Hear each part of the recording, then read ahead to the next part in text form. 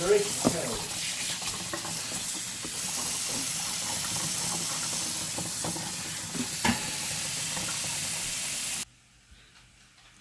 everyone, welcome back here at Laarni's Kitchen and Food Creations. Today I am so excited to share with you our simple lunch.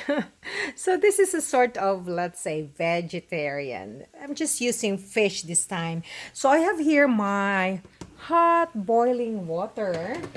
And so first of all, I have here my simple ingredients or ricados that you can actually access this at any supermarket, any grocery store. So let me share with you what are these very basic ingredients. I have here my tanglad or lemongrass, and then I made a slit so that the oil essential will come out.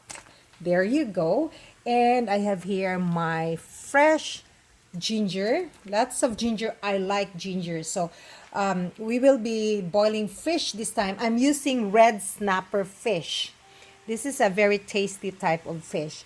I have here slices of big or larger slices of green onions or sibuyas dahon, I call that, and red pepper bell. So those red pepper bell that are very sweet. I have here my nice firm Roma tomatoes. And I love spices. Whenever I cook, I love to add lots and lots of spices because it adds more savor. So I'm going to add sea salt. So adding salt depends upon your taste buds. Oh, there you go, lovely friends. And I'm going to cover that one. Now, the rest of the ingredients, we have here the fish, the red snapper fish. I have here my upo. Upo is a long squash. And I have here my string beans. I cut this into portion. String beans or sitaw, or in my dialect, in my vernacular, we call this one batong. Of course, that will be paired with my freshly cooked, yummy rice. Okay, now for our greens, I have here my green onions, the green part, and this freshly hand-picked from my garden, my little box garden that my husband planted it. So this is my second harvest. So this is kamote tops or udlot sa kamote. Sweet yam tops are green veggies. So that will be garnished towards the end. So wonderful friends, these spices, I will just let this be infused for at least 3 minutes. So all the spices will be wilted and the savor will infuse all together lovely. Okay, wonderful friends, come let's check. Wow, this is really beautiful. It's delicious.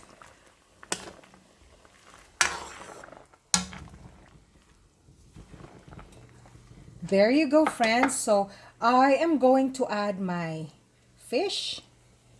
Any fish will do, but I don't recommend the fillet. Okay. There you go, folks.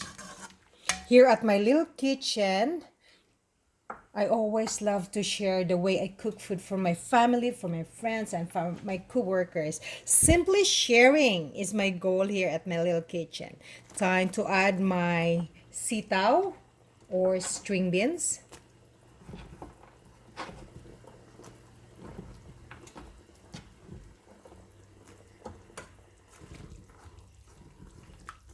Give a little stir, but not too much because we want to preserve our fish. We don't want our fish to be mushy or overly cooked. So I have to cover that one and let this be done for at least 3 minutes because the fish doesn't really take that long in the process of steaming or cooking or boiling, I should say. There you go, folks. So I will just stir slowly. And our savoring enhancer is only salt. Well, you can choose whatever you have in your pantry. Okay, there you go. So I'll have to add my upo or my long squash. You can add some talong or eggplant, whatever veggies you have, or green beans or bagu beans. So I'll have to cover this one. So I don't want my upo to be overly cooked. I will just let that be done for 1 minute. Though I slice the upo bigger portion, but that's fine. There you go. It's time to add our last but not the least ingredients that we have. I combined the green onions and our sweet kamote tops. So friends, in order to preserve the freshness of our food, when you stir it with love. Do not overly stir it. Okay, there you go. So I'll have to add my greens.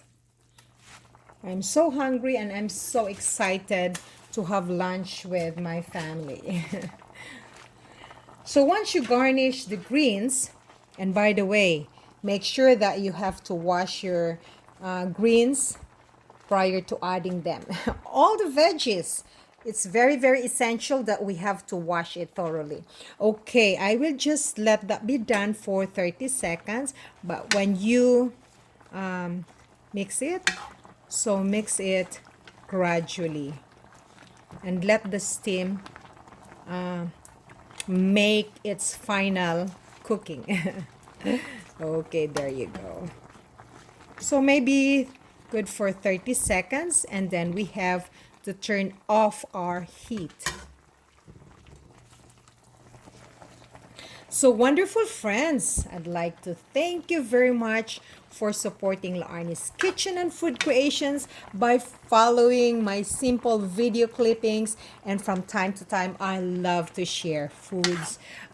Doesn't matter, from baking, pastries, whatever. Sorry. Okay, thank you very much and I love you, wonderful friends. Stay tuned for more cookings and bakings here at my little kitchen. So it's time to eat. I'll have to turn my heat off. Voila.